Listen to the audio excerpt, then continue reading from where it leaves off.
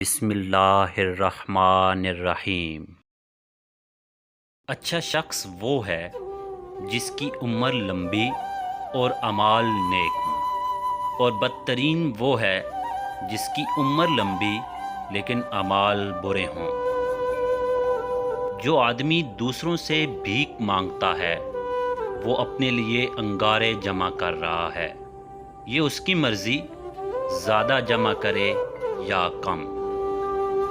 جس شخص کے اعضاء گناہوں سے پاک ہوتے ہیں ان میں نیک صفات پیدا ہو جاتی ہیں۔ جنت کو وہی حاصل کرے گا جو اپنے نفس کو تکلیف میں رکھے گا۔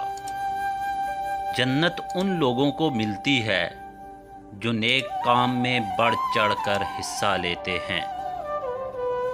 سب سے اعلیٰ درجے کے 3 اعمال ہیں: اخلاص ایمان، کمال یقین، سچی پرہیزگاری۔ ایسے اعمال ہمیشہ کرتے رہو جن کی بدولت جہنم سے نجات اور جنت میں داخل ہونے کی کامیابی حاصل ہو۔ 2 صفتیں ایسی ہیں جن کے بغیر اللہ اعمال قبول نہیں کرتا: تقوی اور اخلاص۔